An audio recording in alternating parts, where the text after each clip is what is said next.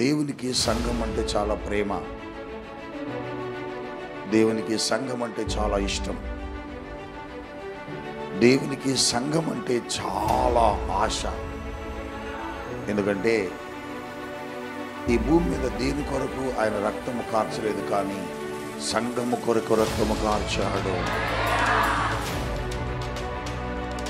అపోస్తలుల కాలములో సంఘము ఏర్పడిన తర్వాత ఆ సంఘము దేవుడు దృష్టించి గొప్ప గొప్ప కార్యాలు చేస్తూ ఆశీర్వదిస్తూ ముందుకు నడిపాడు. సంఘమా, పరిశుద్ధాత్మ దేవుడు ఆదిమ సంఘములు చేసిన ప్రారంభ కార్యం ఏంటంటే, ప్రారంభ అద్భుతం ఏంటంటే, సంఘము ఏక మనస్సుతో ఏక ఆత్మతో ఆయన సిద్ధపరిచాడు. హల్లెలూయా.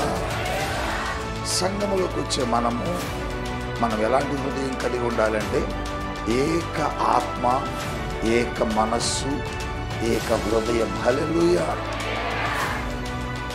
అలా అందరూ అట ఏకాత్మతో నింపబడ్డప్పుడు వారందరూ ఏం చేశారంటే, వారికి కలిగి ఉన్నది వారుదని అనుకోకుండా పరిశుద్ధాత్ముడు వారిని ప్రేరేపించినప్పుడు పరిశుద్ధాత్మ మాటకు లోబడి వారికున్న వాటన్నిటినీ, అంటే వారికి ఇల్లుంటే ఇల్లు, భూములుంటే భూములు, వారికి వస్తువులుంటే వస్తువులన్నీ దేవుని పరిచర్య కొరకు ఇచ్చేలా పరిశుద్ధాత్ముడే వారిని కదిలించాడు.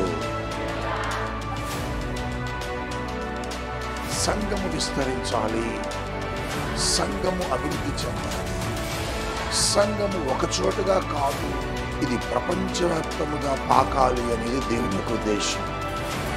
సంఘం ఏమవ్వాలి చెప్పండి? విస్తరించాలి. సంఘం ఏమవ్వాలి చెప్పండి? అభివృద్ధి చెందాలి. ఒక చోట కాదు. ఈ సంఘము యెరూషలేములో ఏర్పరచబడ్డది. యెరూషలేములో ఏర్పరచబడిన సంఘము యెరూషలేములోనే ఉండకూడదు. ఇదేమవ్వాలంటే దినదినమున విస్తరిస్తూ ఉండాలి. అలా వెళ్ళాలంటే సువార్తను తీసుకుని వెళ్ళాలి. అలా వెళ్ళాలంటే దేవుని సేవకులు పంపబడాలి. అలా పంపబడాలంటే సంఘములో దేవుని సేవకుడుకు చాలా అవసరతలు ఉంటాయి. చాలా ధనము కావాలి, చాలా వనరులు కావాలి. అందుకని పరిశుద్ధాత్మ దేవుడు ఏం చేశాడంటే, సంఘములో వారి హృదయాలను ప్రేరేపించగా వారు భూములు, వారి ఆస్తి, వారి పొలాలు, వారి గృహములు అన్నిటినీ అమ్మివేసి వాటికి వచ్చిన ధనమును తీసుకొచ్చి అపోస్తలుల పాదముల దగ్గర పెట్టారు. దేవునికి స్తోత్రం. ఆదిమ సంఘము విస్తరిస్తుంది. వారి ఆస్తులు తీసుకొచ్చేస్తున్నారు, వారి భూములు తీసుకొచ్చేస్తున్నారు, వారి పొలాలను ఇస్తున్నారు. దైవజనులారా, మీరు వెళ్ళండి, సేవను పెంచండి, సేవను వృద్ధి చేయండి అని, సేవకులు తయారు చేయండి అని. అలా ఆశీర్వాదకరమైన సంఘముల టైంలో మరి పరిశుద్ధాత్మ దేవుడు పనిచేస్తుంటే సాతాను ఒప్పుకుంటాడా? చెప్పండి, ఒప్పుకుంటాడా? ఒప్పుకోడు. అమ్మా, యెరూషలేము దాటిపోతారా? యెరూషలేము దాటి దేవుని రాజ్యాన్ని కడితే మరి నా రాజ్యం ఏం కావాలి? అందుకని ఏం చేయాలనుకున్నాడంటే, వీళ్ళు ఇచ్చే వాళ్ళని ఇవ్వకుండా చేద్దాం, ఇచ్చే వాళ్ళని ఇవ్వకుండా అడ్డగిద్దాం. వాళ్ళు వెళ్ళడానికి కారణం ధనమే కదా, వారు వెళ్ళడానికి కారణం వారి దగ్గర ఉన్న ఆ ధనమే కదా, కనుక వీళ్ళు ఆపేద్దామని పరిశుద్ధాత్మ దేవుడు కార్యం అడ్డగించడం వరకు సాతానుడు ఏం చేశాడంటే, సంఘం లోపలికి ప్రవేశించేశాడు. ప్రవేశించే వారిలో అననయ్య, సఫీరా అని ఇద్దరుంటారు. వారిద్దరి లోపలికి సాతానుడు ప్రవేశించాడు. సాతానుడు ప్రవేశించి మొదటిగా పరిశుద్ధాత్మతో నింపబడి ఏకాత్మతో ఉన్నప్పుడు వారు కూడా ఇవ్వాలనుకున్నారు. కానీ ఎప్పుడైతే సాతానుడు ఆలోచించాడో, సాతాను ఉద్దేశానికి వాడు దొరికారు. వారికి ఏమనిపించిందంటే, ఇంత డబ్బు వాళ్ళకి మనం ఎలా ఇవ్వాలి అంటే, మనము ఇవ్వడము ఆపేసుకుందాం, మనం భూమి అన్నామని కనుక పని చేద్దాం, వచ్చింది మొత్తము మనము ఇవ్వద్దు, వచ్చింది మొత్తం ఇవ్వద్దు, ఇస్తే దేవుని పని జరుగుద్ది, ఇస్తే దేవుని రాజ్యము వ్యాపించిందని సాతానుడు వారికి ఆలోచన కలుగు చేశాడు. ఆలోచనను వారికి కలిగేలా చేశాడు. ఎప్పుడైతే ఆలోచన చెందో భర్త అన్నాడు, ఇద్దరు కూర్చున్నారట. కొంత భూమి అమ్మారు, వారు కొనుగ అమ్మారు. కొంత భూమి అమ్మినప్పుడు డబ్బులు వచ్చినాయి. ఆ డబ్బులు తీసుకొని భార్య భర్తలు కొన్నారు. ఇంత పవిత్ర గారికి ఇస్తే బాగోదు, ఈ ధనం మనం కొంచెం దాచుకొని కొంచెం మాత్రమే పేతురు గారికి ఇద్దామని ఆ డబ్బు తీసుకొచ్చి పేతురు గారి దగ్గర అట్టబెట్టాడు. లెక్క పరిశుద్ధాత్ముడు పేతురులో ఉండి మాట్లాడు, అననయ్య నీ భూమి ఇంతకే అమ్మేవా? అననయ్య వెంటనే చెప్పిన మాట ఏంటంటే, అవునయ్యా ఇంతకే అమ్మాం, ఇంతకే అమ్మాం. పరిశుద్ధాత్మ దేవుడు కోపగించు. పరిశుద్ధాత్మ దేవుడు అననీయను మొత్తగా అక్కడికక్కడి పడి చనిపోయాడు, ప్రాణం విడిచాడు.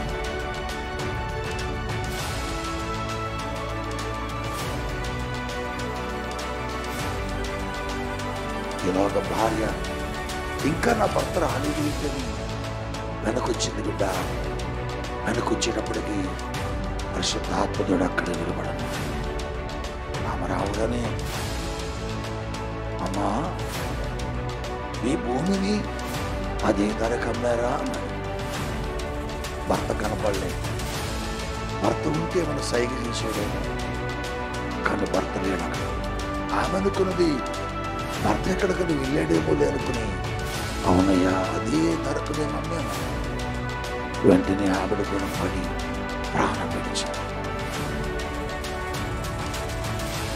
ఎందుకు అంత కోపపడ్డాడు పరిశుద్ధాత్ముడు? ఎందుకు అంత సీరియస్గా యాక్షన్ ప్రారంభించాడు పరిశుద్ధాత్మ దేవుడు? ఎందుకు అంత స్పీడ్గా రియాక్ట్ అయ్యాడు పరిశుద్ధాత్మ దేవుడు? అంటే ఈ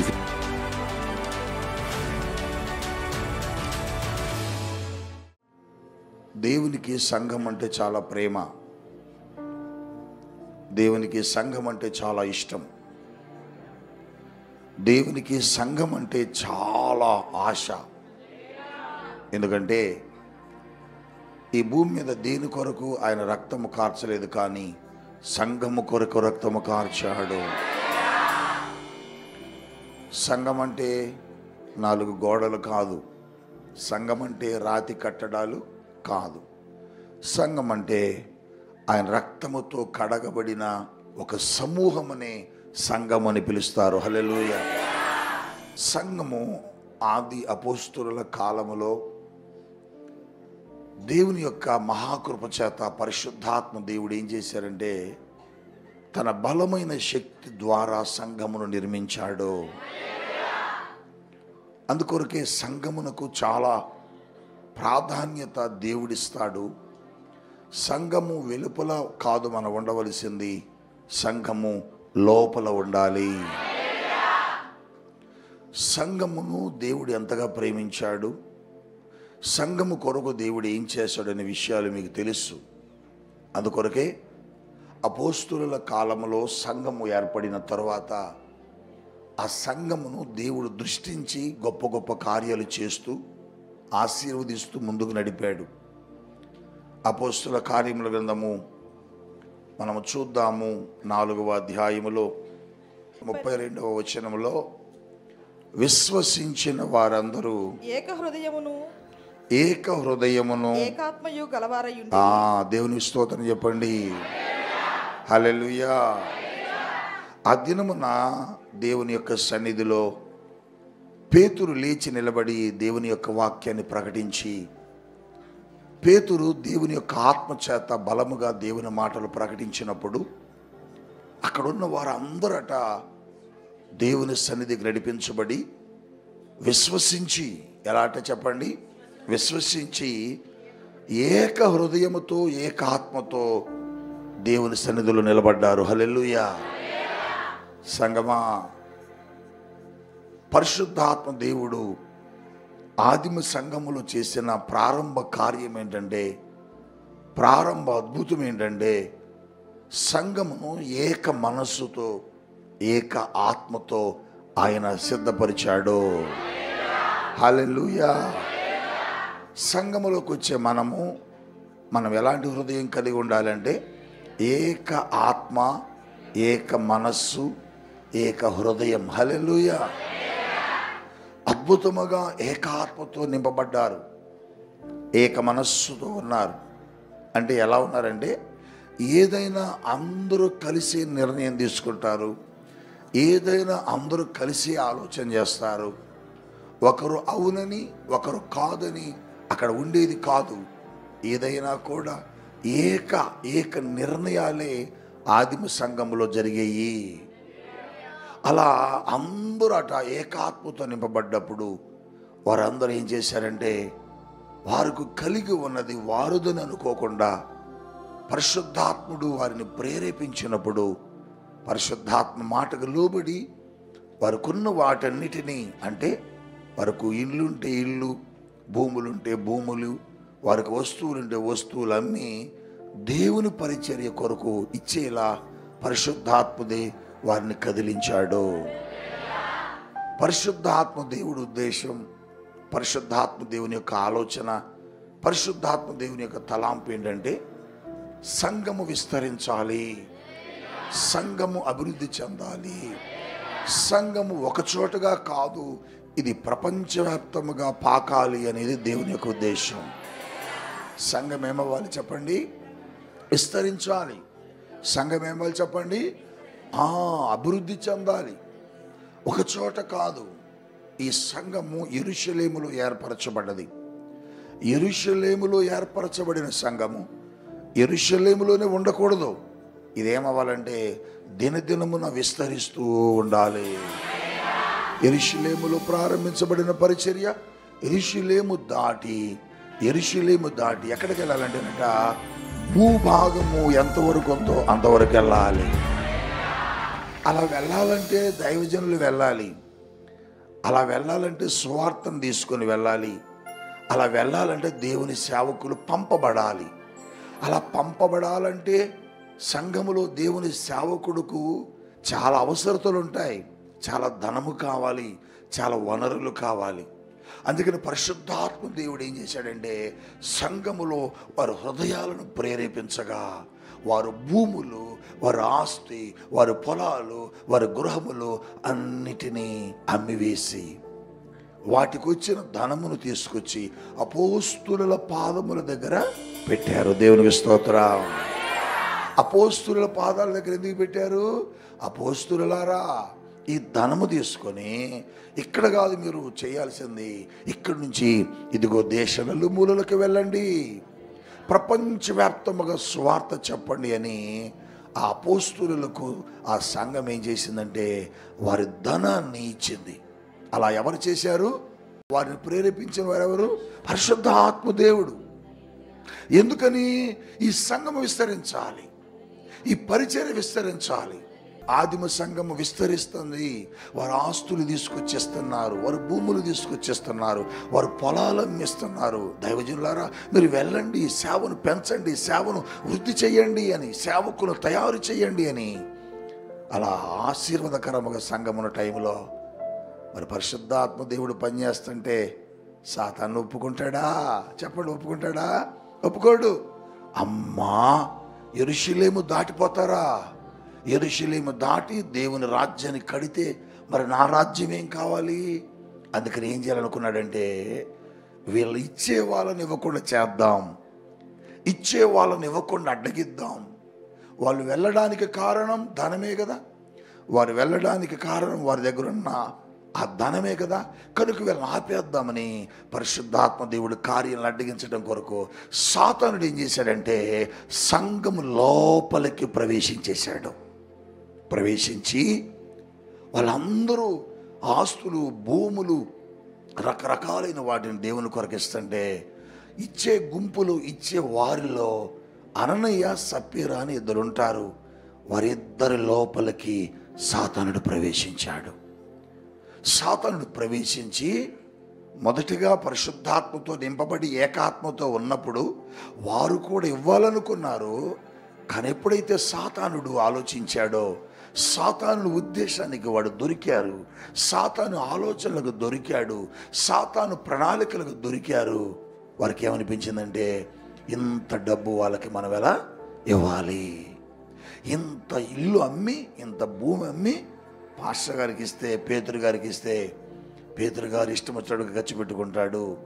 పేతురు గారు ఏం చేస్తాడో మాకు తెలియదు. కాబట్టి మనం ఏం చేద్దామంటే మనము ఇవ్వడము ఆపేసుకుందాం. మనం భూమి అమ్మేమిద్దామని కనుక పని చేద్దాం. వచ్చింది మొత్తము మనము ఇవ్వద్దు. వచ్చింది మొత్తము ఇవ్వద్దు. ఇస్తే దేవుని పని జరుగుద్ది, ఇస్తే దేవుని రాజ్యము వ్యాపించిద్దని సాతానుడు వారికి ఆలోచన కలుగు చేశాడు. ఆలోచనను వారికి కలిగేలా చేశాడు. ఎప్పుడైతే ఆలోచన వచ్చిందో భర్త అన్నాడు, ఇద్దరు కూర్చున్నారట, కొంత భూమి అమ్మారు, వారు కొనది అమ్మారు. కొంత భూమి అమ్మినప్పుడు డబ్బులు వచ్చినాయి. ఆ డబ్బులను తీసుకొని భార్యాభర్తలు కొంటున్నారు.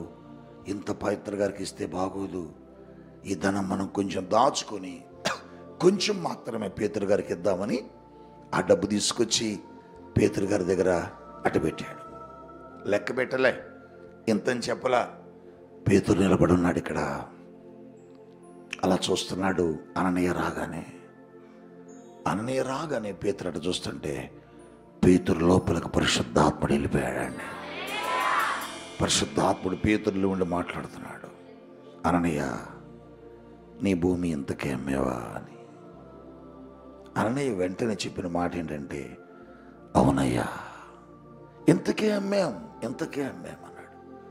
పరిశుద్ధాత్మ దేవుడు పేతురు లోపల ఉండి మాట్లాడుతున్న మాట ఏంటంటే, అననీయ, ఎందుకు నువ్వు పరిశుద్ధాత్మ దేవుడిని మోసపరుస్తున్నావు? అబ్బా, చదువు.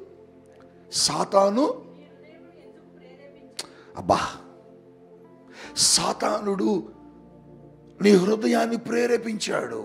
అననయ్య, సంఘములో ఏకాత్మతో ఉన్న నువ్వు, ఏక హృదయముతో ఉన్న నువ్వు, మొదటగా దేవుని కొరకు అంతా ఇవ్వాలి అని నిర్ణయించుకున్న నువ్వేం చేస్తున్నావు తెలుసా? సాతాను వలలోకి వెళ్ళిపోయావు. సాతానుడు నిన్నేం చేశాడు తెలుసా? మోసపరిచాడు. పరిశుద్ధాత్మ దేవుడికి నువ్వు అబద్ధం చెబుతున్నావు. ఇక్కడ నిలబడిన దేవునికి నువ్వు మోసం మాట చెబుతున్నావు అననయ్య అని అనగానే దేవునికి కోపం వచ్చిందండి. దేవునికి దుఃఖము కలిగింది. దేవుడు ఆలోచించాడు, ఈ వ్యక్తి గనక ఉంటే, ఈ వ్యక్తి అబద్ధం ఆడుతున్నాడు, ఈ వ్యక్తి అబద్ధములు చెబుతున్నాడు, ఈ ఏకాత్మతో ఉన్న ఈ సంఘములో, ఒక తీర్మానము కలిగి ఉన్న ఈ సంఘములో, ఒక ఉద్యమము కలిగి ఉన్న ఈ సంఘములో, ఒక ఆశీర్వాదకరము ఉన్న సంఘములో ఈ ఒక్క అబద్ధికుడు కనుక ఉంటే నా ప్రణాళికలు నెరవేరవు, నా ఉద్దేశాలు నెరవేరవు, నా ఆలోచన సంఘం విస్తరించాలి, నా తండ్రి ఆలోచన సర్వలోకమునకు స్వార్థ వెళ్ళాలి, కనుక ఈ వ్యక్తి ఉంటే దేవుని పని జరగదు అనుకుని పరిశుద్ధాత్మ దేవుడు కోపగించుకొని పరిశుద్ధాత్మ దేవుడు అననీయను మొత్తగా అక్కడికక్కడి పడి చనిపోయాడండి. ప్రాణం విడిచాడు. ఎందుకు అంత కోపపడ్డాడు పరిశుద్ధాత్మ దేవుడు? ఎందుకు అంత సీరియస్గా యాక్షన్ ప్రారంభించాడు పరిశుద్ధాత్మ దేవుడు? ఎందుకు అంత స్పీడ్గా రియాక్ట్ అయ్యాడు పరిశుద్ధాత్మ దేవుడు అంటే, ఈ వ్యక్తి వలన దేవుని ఆలోచనలు పాడైపోతాయి, ఈ వ్యక్తి వలన దేవుని ఉద్దేశాలు ఆగిపోతాయి, ఈ మనస్సు మరొకరికి వచ్చింది, ఈ ఆలోచన మరొకరికి వచ్చింది, ఈ సంగతి మరొకరు చూస్తారు. అననీయ వాళ్ళు చాలా డబ్బులు దాచుకున్నారు, మనమే అనవసరంగా ఇచ్చాం అని ఇంకొకరు అనుకుని రేపు ఇచ్చేవాళ్ళు వాళ్ళు కూడా ఆగిపోతారు. వాళ్ళు ఆగిపోతే ఏమైపోద్ది? నా ఆలోచన, నా ప్రణాళిక ఆగిపోద్ది, ఈ స్వార్థ, ఈ రాజ్య వ్యాప్తి, ఈ సంఘ విస్తరణ ఆగిపోద్దని దేవుడు కోపగించుకున్నాడు అనమాట. ఈలోగా భార్య ఇంకా నా భర్త రాలేదేంటని వెనకొచ్చింది. బిడ్డ వెనకొచ్చేటప్పటికి పరిశుద్ధాత్మదేవుడు అక్కడే నిలబడన్నాడు. ఆమె రావగానే, అమ్మా మీ భూమిని అదే ధరకు అమ్మారా అన్నాడు. భర్త కనపడలే. భర్త ఉంటే మన సైగ చేసేవాడేమో, కానీ భర్త లేడు అక్కడ. ఆమె అనుకున్నది భర్త ఎక్కడికని వెళ్ళాడేమో అనుకుని, అవునయ్యా అదే ధరకు మేము అమ్మేమన్నది. వెంటనే ఆవిడ కూడా పడి ప్రాణం విడిచింది. నేను చాలా రోజులు ఈ సంగతి ఆలోచించాను. నాతో పరిశుద్ధాత్మ దేవుడు చెబుతున్నాడు, నా ఆలోచనకు అడ్డొచ్చేవారు, నా ఉద్దేశములకు అడ్డొచ్చేవాడు, నా ప్రణాళికలకు అడ్డొచ్చేవాడిని నేను ఉంచనన్నాడు. ప్రియ దైవ జనాంగమా, వెంటనే వాళ్ళు చనిపోయారట. ఈ సంగతి సంఘములో తెలిసింది. అననీయ సప్ఫీరాలు అబద్ధమాడి దేవుని ఉగ్రతకు గురైపోయి చనిపోయారు. అమ్మో మనము మనము మనము అమ్మో అమ్మో అబద్ధమాడద్దు. వెంటనే వారిలో భయం పుట్టిందట. తిరిగి మరలా వారందరూ ఏక ఆత్మతో నింపబడ్డారు. ప్రియ దైవ జనాంగమా, ఒక్క అబద్ధం దేవుని పనిని పాడు చేయబోతుంది. ఒక్క అబద్ధం దేవుని ఉద్దేశాలను తారుమారు చేయబోతుంది. ఆ మనస్సు ప్రక్క వారికి వచ్చింది. ఆ మనస్సు ప్రక్క వారికి వస్తే ఆయన ప్రణాళికలు, ఆయన ఉద్దేశాలు పాడవుతాయని దేవుడు వెంటనే తన పనిని ప్రారంభించి వారిని చంపేశాడు. ఆయన తలాంపులకు మీరెవరైనా ఆటంకంగా ఉన్నారేమో చూడండి. ఆయన ఉద్దేశాలకు ఎవరైనాను ఆటంకముగా మీలో ఉన్నారేమో చూసుకోండి. ఎందుకంటే సంఘం విస్తరించేటప్పుడు, సంఘం అభివృద్ధి చెందేటప్పుడు, సంఘము లోపలికి సాతానుడు ప్రవేశించి సంఘములో బలమైన వారిని ఏం చేస్తాడంటే వెనక్కి లాగడానికి ప్రయత్నిస్తూ ఉంటాడు. వారి ద్వారా ఒక గలిబిలిని సృష్టించడానికి సిద్ధంగా ఉంటాడు. ఎవరో ఒకరు దొరుకుతారు వాడికి. ఆ సంఘములో అననీయ సప్ఫీరాలు దొరికారు. అందుకోసమే వారిని సాతానుడు వాడుకున్నాడు. దేవుని కోపం వారి మీద కొచ్చి చనిపోయారు. ఈ మాటని ఈ సమయంలో ఎందుకు చెప్పాలనుకుంటున్నానంటే 2025లో రాబోయే నూతన సంవత్సరంలో దేవుడు తన ఆలోచనను ఒక అడుగు ముందుకు తీసుకొని వెళ్ళబోతున్నాడు. తన ఉద్దేశాన్ని ఒక అడుగు ముందుకు తీసుకుని సంఘాన్ని విస్తరింప చేయబోతున్నాడు. ఒక చిన్న మందిరముగా కూడుకున్న మనము రేపు నూతన మందిరములోకి వెళ్ళబోతున్నాం. అది విస్తరించబోతుంది. విస్తారమైన ప్రజలు రాబోతున్నారు. అనేక నగరాల నుంచి, పట్టణాల నుంచి ప్రజలు రాబోతున్నారు. ఒక సంఘముగా ప్రారంభించిన ఈ పరిచర్య అనేక సంఘములుగా విస్తరించబోతా ఉన్నది. ఒక దైవజనుడిగా వచ్చిన ఈ పరిచర్య ఇదిగో అనేక మంది దైవజనులుగా దేవుడు తీర్చిదిద్దుబోతున్నాడు. మీ బిడ్డలు సేవకులవుతారు. మీ కుటుంబంలో మీ పిల్లలు దేవుడు రేపు తరానికి సేవకుడిగా లేపబోతున్నాడు. అది నీకు కూడా తెలియకపోవచ్చేమో. ఇప్పటివరకు నువ్వు కూడా అనుకోలేదేమో, నా బిడ్డను సేవకు పంపాలి, నా కుమారుని సేవకు ఇవ్వాలని నీకు కూడా తెలియదు. కానీ ఒకరోజు పరిశుద్ధాత్మ దేవుడు నీతో మాట్లాడతాడు. నీకు తెలియకుండానే నీ హృదయంలోకి దేవుడు మాట్లాడినప్పుడు నీ కొడుకునో, నీ కూతురునో, నీ భర్తను తీసుకొచ్చి ఈ సేవ కొరకు ఇచ్చేస్తావు. ఈ సేవ ఏమవుతో తెలుసా? ఒక్కడితో ప్రారంభించబడ్డది. చెప్పండి, ఒక్కడితో ప్రారంభించబడ్డది. వందలాది మంది సేవకులుగా రేపబడతారు. ఆ సేవకుల గుంపులో నీ కొడుకు ఉండాలా? ఆ సేవకుల సమూహంలో నీ భర్త ఉండాలా?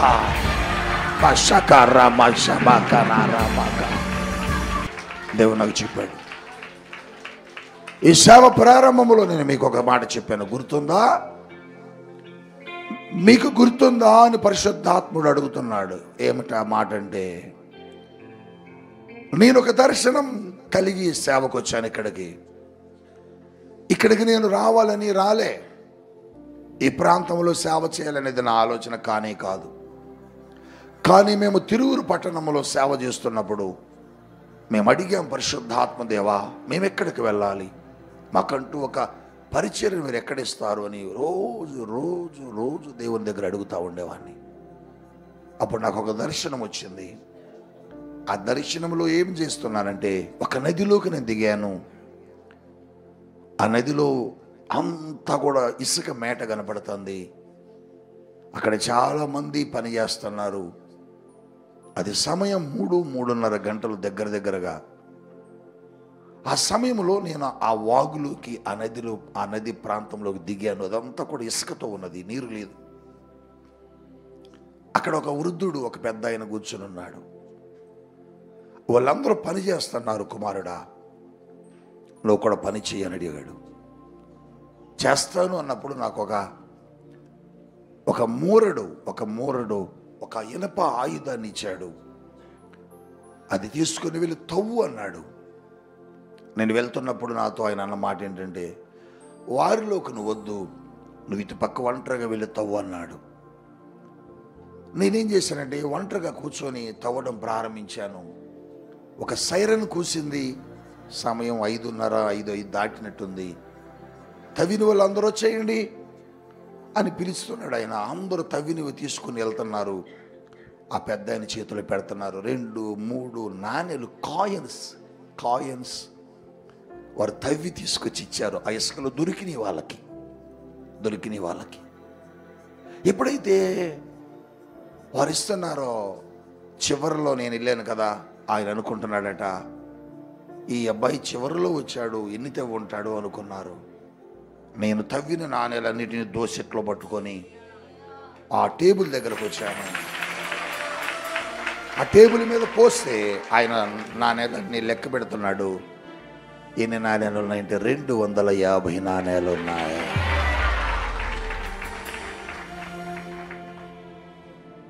ఆ 250 నాణేలు చూశాను. చప్పట్లు మీరు కొట్టినట్టు వాళ్ళు కూడా కొట్టారు. అనుకుంటున్నారు వెనక వచ్చాడు కానీ మనకంటే ఎక్కువ నాణేలు తవ్వాడు. ఇలా చూస్తున్నాను దర్శనంలో. ఆ పక్కనే వాగు ప్రక్కన పెద్ద పెద్ద జామాయిల చెట్లు, పెద్ద పెద్ద పొగ గొట్టాలు కనపడుతున్నాయి. అంతే, మర్చిపోయాను. కొన్ని సంవత్సరాల తర్వాత నేను భద్రాచలంలో ఒక సభకు దేవుడు నన్ను వాక్య పరిచర్య కొరకు పిలిస్తే, ఆ వాక్య పరిచర్య చేయడానికి వచ్చి గోదావరి నది చూద్దాం, అందరూ చూస్తుంటారు కదా అని గోదావరి బ్రిడ్జి మధ్యలో నిలబడి చూస్తున్నాను. ఆ నదిని, ఈ నదిని ఎక్కడో చూసినట్టు అనిపిస్తుంది, ఈ నదిలోకి నేను ఎక్కడో వెళ్ళినట్లు అనిపిస్తుంది అని అలా చూస్తూ ఉండగా నా చూపు ఎడమ ప్రక్కకి ఇలా కనబడింది. ఎప్పుడైతే చూశానో ఈ పొగగొట్టాలు కనబడుతున్నాయి. పరిశుద్ధాత్ముడు అంటున్నాడు, నువ్వు ఆ ప్రాంతంలోకి సేవకు రావాలి. ఆశ్చర్యం ఏంటంటే, నేను ఇంటికి వెళ్ళి నా భార్యతో దర్శనమును గురించి చెప్పినప్పుడు మేము ప్రార్థన చేసుకొని వేరు మాట మాట్లాడకుండా, సంఘము లేదు, విశ్వాసులు లేరు, ఏమి లేదు, ఇక్కడ సర్దుకునే సామాను ఈ ప్రాంతానికి వచ్చేసాం. ఎందుకు ఈ మాట చెబుతున్నానంటే, నాతో దేవుడు చెప్తున్నాడు, 250 సంఘములను నువ్వు స్థాపిస్తావు. 250 మంది సేవకులను నువ్వు సేవ కొరకు పంపిస్తావు. ప్రారంభమైంది, అది ప్రారంభమైంది. అందుకోసమే సంగమా, దేవుడు తన పని జరిగించేటప్పుడు, దేవుడు ఏదైతే చెయ్యాలని అనుకుంటున్నాడో ఆ విస్తరణలో నిన్ను లేకుండా, ఆ విస్తరణ పరిచర్యలో నువ్వు కనబడకుండా, అననీయ సభ్యురాలలాగా నిన్ను కూడా మోసపరుస్తాడు, అబద్ధములాడిస్తాడు, కలవరపెట్టే పనులు చేపిస్తాడు. జాగ్రత్త. పరిశుద్ధాత్మ దేవుడు కోపగించుకుంటే మన జీవితాలు ఉండవు, మన బ్రతుకులు ఉండవు. ఆదిమ సంఘములో దేవుని ప్రణాళికలు నెరవేర్చబడ్డాయి. తర్వాత వారు చనిపోయిన తర్వాత సంఘము భయపడి మరలా అందరూ ఏకాత్మతో నింపబడి వణికిపోయారట. తిరిగి సంఘము చేర్చబడింది. దినదినమున ఆత్మలు చేర్చబడ్డాయి. దినదినమున సంఘము విస్తరించింది. ఈ పరిచర్యను కూడా దేవుడు అలా చేయబోతున్నాడు. ఈ పరిచర్యలో, ఆ విస్తరణలో నువ్వు ఒక పాత్రవి కావాలి. ఆ విస్తరణలో నువ్వు ఒక పిల్లరవి కావాలి. సాతానుడు ఏం చేస్తారంటే, దేవుడు అనుకుంటాడు, ఈ సంఘములు ఈ వ్యక్తిని ఒక పిల్లరుగా నిలబెట్టాలి అనుకునుంటే, ఆ పిల్లర్ని ఏం చేస్తాడు సాతానుడు? కదుపుతా ఉంటాడు. కదిపి హృదయాలను గలిబిలి చేస్తాడు, మనస్సును కలవర పెడతాడు, అబద్ధాలు ఆడిస్తాడు, మోసపు పనులు చేపిస్తాడు. అప్పుడేమవుద్దో తెలుసా బిడ్డ? దేవుని ఉగ్రత ఆ వ్యక్తి మీదకి వచ్చింది. ఎందుకు? అమ్మో సంఘములో ఈ వ్యక్తి చాలా గలిబిలి చేశాడు, పరిశుద్ధాత్మ దేవుడు కోపం వచ్చింది, మనం గలిబిలి చేస్తే మనకైనా ఈ శిక్ష వచ్చిందని సంఘము భయపడినట్లుగా ఆయన తీర్మానం, ఆయన నిబంధన, ఆయన అడుగులు వేయటం ప్రారంభిస్తాడు. అందుకని బిడ్డ, అననీయ సత్పీరాల స్థానంలో మనము ఉండకూడదు. ఎవడు చెప్పిందని వినొద్దు. నీ కళ్ళతో నువ్వు చూడాలి. నీ చెవులతో వినేది కాదు, నీ చెవులతో వినేది కాదు, నువ్వు నమ్మవలసింది నీ కళ్ళతో నువ్వు చూడాలి. ఎందుకో తెలుసా? ఈ సంఘం పట్ల దేవునికి ఒక ఉద్దేశం ఉన్నది. ఈ పరిచర్య పట్ల దేవునికి ఒక అద్భుతమైన ప్రణాళిక ఉన్నది. అందుకోసమే ఒకవేళ ఈ సంఘం అభివృద్ధిలో, ఈ సంఘ విస్తరణలో దేవుడు నిన్ను వాడుకోవాలని అనుకుంటే, నీ ధనముని, నీ బలమును, నీ శక్తిని వాడుకోవాలని నిన్ను లేపుకున్నప్పుడు సాతానుడు మోసపరుస్తాడేమో చూసుకో. అపవాది ఏం చేస్తాడు తెలుసా? బయటికి వెళ్ళి బయట నుంచి నిన్ను కూడా బయటికి లాక్కొని వెళ్ళిపోవాలని చూస్తాడు. ఎందుకని? ఆయన విస్తరణలో నువ్వు ఉన్నావు, ఆయన పనిలో నువ్వు ఉన్నావు, ఆయన పరిచర్యలో నువ్వు ఉన్నావు, ఆయన ఉద్దేశంలో నువ్వు ఉన్నావు, ఆయన ప్రణాళికలో నువ్వు ఉన్నావు. నిన్ను ఉండకుండా చేయటమే సాతానుడి ప్రణాళిక. నిన్ను ఉండకుండా చేయటమే సాతానుడి యొక్క గురి. అందుకని సంగమా, ఈ కడవరి దినాల్లో, ఎంచె దినాల్లో ఎవరి మాటను వినొద్దు. కొన్ని కళ్ళతో చూసినవి కూడా అబద్ధంగా కనపడతాయి. అనిపించింది. నీ ఎదుట నిలబడిన సేవకుడు ఎలాంటి వాడు, నీ ఎదుట నిలబడిన దైవజనులు ఎలాంటి వారు, నీ ఎదుట నిలబడిన సేవకుల సాక్ష్యం ఏంటి, నీ ఎదుట నిలబడిన సేవకుని యొక్క తత్వం ఏంటి, ఈ సంఘాన్ని ఇన్ని సంవత్సరాలు నడిపినటువంటి దైవజనుల యొక్క భారం ఏంటి, వారి మనస్సు ఏంటి, వారి హృదయం ఏంటి, నువ్వు పరీక్షించు. పౌలు అంటాడు తిమోతితో, తిమోతి, నన్ను ఊరికనే వెంబడించొద్దు, నన్ను నువ్వేం చేయాలి? పరీక్షించు. నేను ఎలా ఉన్నానో చూడు, నా సాక్ష్యం ఎలా ఉందో చూడు, నా మనస్సు ఎలా ఉందో చూడు. నువ్వు కూడా అలాగే చూడాలి, నువ్వు కూడా అలాగే నడవాలి. అంతేగాని ఎవరో చెప్పిన మాటలకు నువ్వు లోబడి, కంగారు పడి, కన్ఫ్యూజ్ అయిపోయి నువ్వు దేవుని ఉద్దేశాలకు వ్యతిరేకంగా వెళ్ళావా, దేవుని ఉగ్రతకు గురవుతావు. సంగమా, 2025లో ఈ సంఘమును దేవుడు దీవించబోతున్నాడు. నాతో ప్రభు చెబుతున్నాడు, దేవుని సన్నిధిలో చెబుతున్నాను, దేవుని సేవకుడిగా చెబుతున్నాను. దేవుని ఉద్దేశాలు ఈ సంఘము పట్ల నెరవేరబోతున్నాయి. ఆ ప్రణాళికలు నెరవేరి పరిచర్య 2025లో మనం చూడబోతున్నాం. ఒక గొప్ప ఉజ్జీవం, ఒక గొప్ప రివైవల్ ఈ ప్రాంతంలో మన ద్వారానే దేవుడు చేయబోతున్నాడు. హల్లెలూయా, హల్లెలూయా, హల్లెలూయా. నేనేమంటున్నానంటే, ఒక్కడిగా ప్రారంభించాను, ఇది అనేక వందల వేల మందిగా. హల్లెలూయా, హల్లెలూయా. అందుకనే అబద్ధం ఆడితే దేవుడు ఒప్పుకోడు. అబద్ధం ఆడొద్దు. అబద్ధము చెప్పాల్సిన పని లేదు. అబద్ధములు పలకకూడదు సంఘములో. ఎందుకు అబద్ధం పలకూడదు, ఎక్కడ పలకూడదు, ఏ విషయంలో పలకూడదు అంటే, దేవుడు ఉద్దేశాలు నెరవేరే స్థలంలో నువ్వు అబద్ధం చెప్పకూడదు.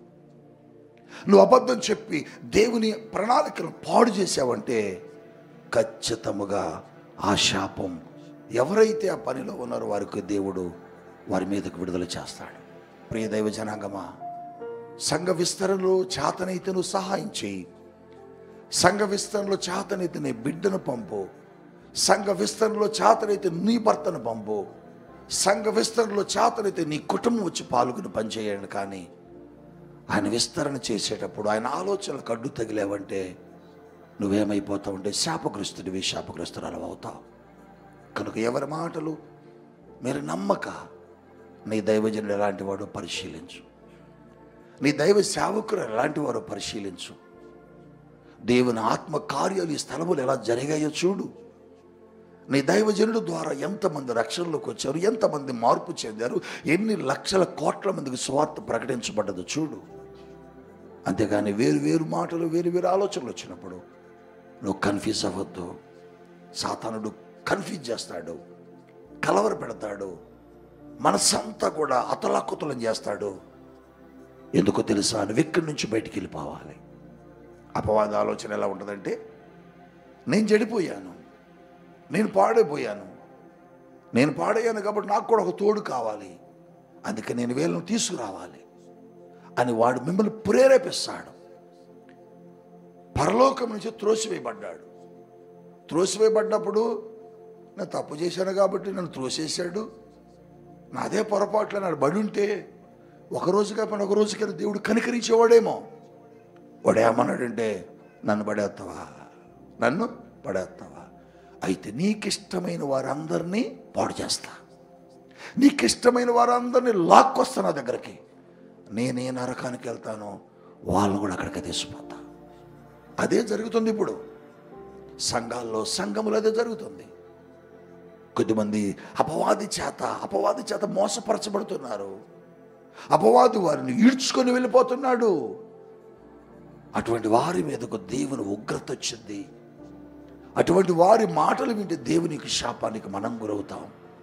ఎందుకంటే ఇది నాది కాదు, ఈ సంఘం ఎవరిదో తెలుసా? యేసయ్యది. యేసయ్య తన రక్తం ఇచ్చి నిన్ను కొనుక్కున్నాడు. ఈ బిల్డింగ్ కట్టింది నేనేమో, ఈ మందిరం కట్టింది నేనేమో, ఈ మందిరం కట్టడానికి ప్రయాసపడ్డది నేనేమో, ఇక్కడ సమస్తమును పని చేయడానికి నిలబడ్డాను. కానీ ఇక్కడ ఉన్న మనుషులందరూ ఎవరికి సంబంధించిన వారంటే యేసయ్యకి సంబంధించిన వారు. మీరు దేవుని సొత్తు. దేవుని సొత్తుని సాతానుడు ఏం చేస్తాడు? పాడు చేయాలనేది ఆలోచన. అందుకనే కొంతమంది అబద్ధములు చెబుతారు, అబద్ధములు ఆడతారు. సంఘములో దేవుని ఉగ్రత వచ్చింది. అలాంటి ఎస్సప్పేరాలు అబద్ధం ఆడారు. దేవుడు అనుకోవచ్చుగా, పోలే చిన్న అబద్ధమే కదా అని. కానీ అక్కడ అబద్ధం ఆడారు, అప్పుడు అబద్ధం ఆడారు. అప్పుడు అబద్ధం ఆడితే సంఘమంతా కూడా డైవర్ట్ అయిపోద్ది, రాంగ్ రూట్లోకి వెళ్ళిపోతారు. మనమే మనకున్న మొత్తం ఇచ్చిన అనవసరంగా అరణ్య చూడు దాచుకున్నాడు, సప్పెర చూడు దాచుకుంది, మనం కూడా దాచుకుంటే అయిపోయేదేగా అని సేవకి ఇవ్వకుండా అడ్డగిస్తారు. కానీ అమ్మ వీళ్ళుంటే ప్రమాదం రా అనుకున్నాడు, వీళ్ళుంటే డేంజరస్ రా అనుకున్నాడు, తీసేయాలనుకున్నాడు, తీసేశాడు. ప్రియ దైవ జనాంగం, నీ జీవితంలో కూడా సంఘం విస్తరించి పరిశుద్ధాత్ముడు తన ఉద్దేశాలు జరిగించాలనుకుంటున్నప్పుడు నువ్వెప్పుడు కూడా ఆయన కార్యాలకు ఆటంకముగా ఉండకూడదు, ఎప్పుడు ఆటంకముగా నిలబడకూడదు. నిలబడే వారితో జత కలపకూడదు. అందుకనే ఒక అద్భుతమైన మాట అన్నాడు పరిశుద్ధాత్మ దేవుడు. ఎంతమంది గ్రహించారో? ప్రభు యొక్క ఆత్మను శోధించుటకు, అబ్బా హల్లెలూయా చెప్పండి ఒకసారి. ఏకీభవించారు. ఎవరు చెప్పారు? ముందు భర్త చెప్పాడు. భర్త మాటకి ఎవరు ఏకీభవించారు? భార్య ఏకీభవించారు. ఎప్పుడు కూడా తప్పు చేసే వ్యక్తులకు, సంఘము నష్టపరిచే వ్యక్తులకు నువ్వు ఏకీభవించొద్దు. నువ్వేం చేయకూడదు? ఏకీభవించొద్దు. అన్నా నన్ను అయ్యగారు ఇట్టు అన్నాడన్నా, పాస్టర్ గారు ఇట్టు అన్నాడన్నా, నేను అందుకని రావట్లేదన్నా. అవునా? అయితే నేను కూడా రాను. ఇప్పుడు నువ్వు ఈ వ్యక్తికి ఏమయ్యావు? ఏకీభవించావు. అరే ఇన్ని సంవత్సరాలు నేను పాస్టర్ గారు ఏమనలేదు, నిన్ను ఇప్పుడు ఎందుకు అన్నాడు రా భయ్? అయితే నువ్వెక్కడో దేవుని సన్నిధిలో పొరపాటుగా ఉన్నావు, నిన్ను నువ్వు సరి చేసుకో అని చెప్పాలి. కానీ అవునా నిన్ను ఇట్టన్నాడా? మన వాళ్ళు ఎంతమంది ఉన్నారు? మన ఇంటి పేరటోళ్ళు, మన కాలనీ నుంచి వెళ్ళే వాళ్ళు ఎంతమంది ఉన్నారు? మొత్తం బ్రేక్ అయిపోదాం. పాస్టర్ గారు మన దగ్గర కాళ్ళ కడికి రావాలి. పాస్టర్ గారు నీ కాళ్ళ కడికి ఎందుకు వస్తాడు? ప్రభు పాదాల దగ్గరికి వెళ్తాడు. దేవుని సంఘమును ఎవడు ముట్టినా, మీరు కాదు నేనే ముట్టి పాడు చేయాలనుకున్నా నన్నైనా దేవుడు లేపేస్తాడు. ఒకవేళ నేనే సంఘాన్ని భ్రష్టు పట్టించాలని, సంఘమును నాశనం చేద్దాం రా అని అనుకున్నాను అనుకో, ఒకవేళ నేనైనా సరే ఆ ఉగ్రతకు గురైపోతాను. అందుకని మీరు చూడండి, నేను ఎవరి దగ్గరకు వెళ్ళి మా సంఘానికి రమ్మను. సంఘం ఎంతో ప్రయాసపడి కడతారు సేవకులు. ఇప్పుడు నేను వెళ్ళి మా చర్చకి రండి నేను అన్నాను అనుకో, దేవుని ఉద్దేశానికి వ్యతిరేకంగా నేను వెళ్ళినట్లు. మీరు వెళ్ళి సువార్త చెప్పి తీసుకురావడం వేరు, నేను వెళ్ళడం వేరు. అందుకని నేను ఎవరిని మా చర్చకు రండి, ఆ చర్చి పాస్టర్ గారు వాక్యం బాగా చెప్పడు, ఈ చర్చి పాస్టర్ గారు బాగా చెప్పడు అని చెప్పను. ఎందుకంటే సంఘం కట్టడం ఎంత కష్టమో నాకు తెలుసు. సంఘం స్థాపించడం అది ఎంత ప్రయాసతో కూడిన పను నాకు తెలుసు.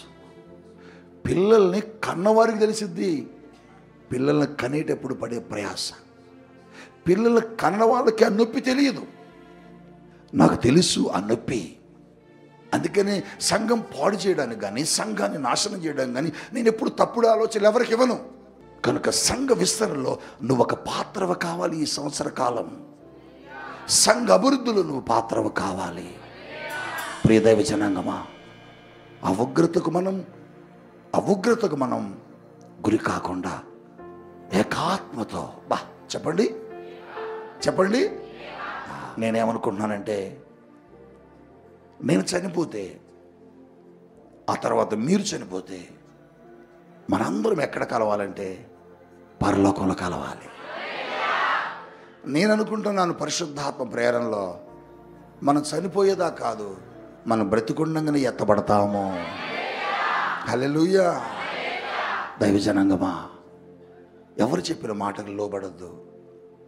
నీ హృదయాన్ని గలిబిలి చేస్తున్నారు, మీ మనస్సును గలిబిలి చేస్తారు. మిమ్మల్ని వదులుకోవటానికి ఎవడు ఇష్టపడతాడు? ఎందుకు కోపం వస్తుంది? ఎందుకు దైవజనుడు గద్దిస్తాడు? ఎందుకు దైవజనుడు మందలిస్తాడంటే, మీరు పరలోక రాజ్యంలో ఉండాలని. నేను కోపగించుకుంటాను అప్పుడప్పుడు. ఎందుకు? సంఘము పాడవకూడదని. సంఘ విస్తరణ జరగాలి. సంఘ ఉద్దేశాలు దేవుడు తన సంఘం పట్ల జరిగించలేదు నా ఆశ. కనుక మనందరం ఎలాంటి మనస్సుతో ఉండాలంటే ఏకాత్మ. చెప్పండి, ఏకాత్మ. నేనే మనసు కలిగి ఉంటానో మీరు అదే మనసు కలిగి ఉండాలి. చెప్పండి, నేను ఏ ఆత్మ కలిగి ఉంటానో మీరు కూడా నేనేం చెప్తాను మీరు కూడా. మా డాడీ ఏం చెబితే అదే, మా మమ్మీ ఏం చెబితే అదే.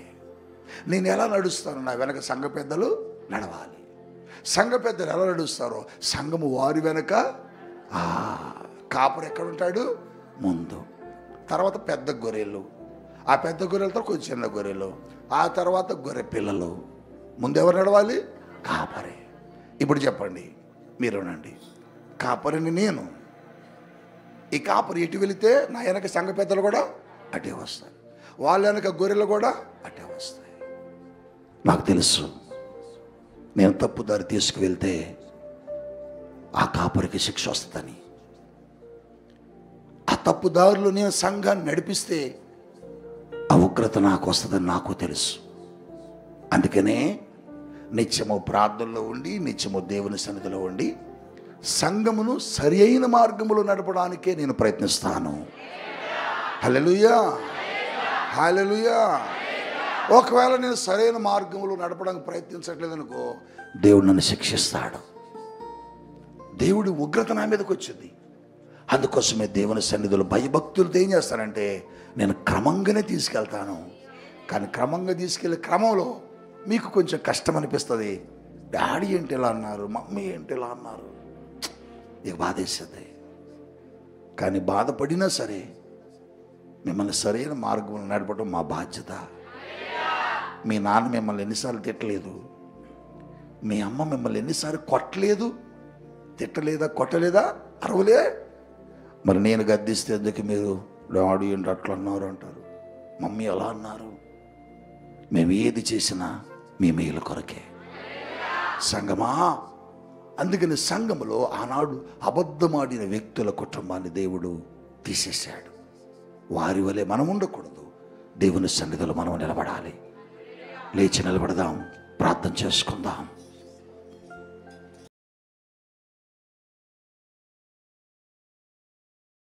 తండ్రి, నీకు స్తోత్రాలయ్యా. వారు వీరి మాట విని ఏకీభవించి బయటికి వెళ్ళిన వాళ్ళతోనో లేకపోతే లోకములో ఉన్న వాళ్ళతోనో ఏకీభవించి నా ఆత్మీయ జీవితాన్ని పాడు చేసుకొని ప్రభువా, నా ఆత్మీయ బ్రతుకును నాశనం చేసుకొని ప్రభువా, కొంతమంది చెప్పిన మాటలు నేను లోబడ్డాను, నన్ను క్షమించండి. సంఘముతో ఏకీభవించాలి కానీ, సంఘ ఆత్మతో ఏకాత్మతో ఉండాలి కానీ వారి వలె వీరి వలె కాదయ్యా. నన్ను క్షమించండి, నన్ను క్షమించండి, నన్ను మన్నించండి అయ్యా. నా హృదయానికి కావలసిన మాట పలికావు. నేను గలిబిలిగా ఉన్నాను, కలవరంతో ఉన్నాను, నాకు కావలసిన మాటను అందించావు, అందుకు నీకు వందనాలయ్యా. ఒక్కసారి ప్రభుతో చెప్పు. తండ్రి నీకు స్తోత్రాలు. ఈ దినం ఎంతమంది నీ వాక్యం చేత హెచ్చరించబడ్డారు, నీ వాక్యం ద్వారా సరిచేయబడ్డారు, సంఘములో స్థిరపరచండి, బలపరచండి. నీ ఆత్మీయ ఆశీర్వాదాలు వారికి అందించమని, ఈ విస్తరణలో ఈ పరిచర్య శాఖోపు శాఖలుగా విస్తరించబడుతుండగా ఆ విస్తరణలో మేమందరం పాత్రలుగా నిలబడాలి. ఎక్కడ అననయ సభ్యురాలు వంటి మనస్సు మాకు రావద్దయ్యా. వారి లాంటి హృదయం మాకొద్దు ప్రభువా. ఏకాత్మతో ఏక మనస్సుతో మా సేవకుడితో ఎప్పటివరకు అలా నడిచాము, ఇక ముందు కూడా అలా నడవడానికి సహాయం చేయము. యేసు నామములో ప్రార్థిస్తూ దీవిస్తున్నాను తండ్రి. ఆమేన్.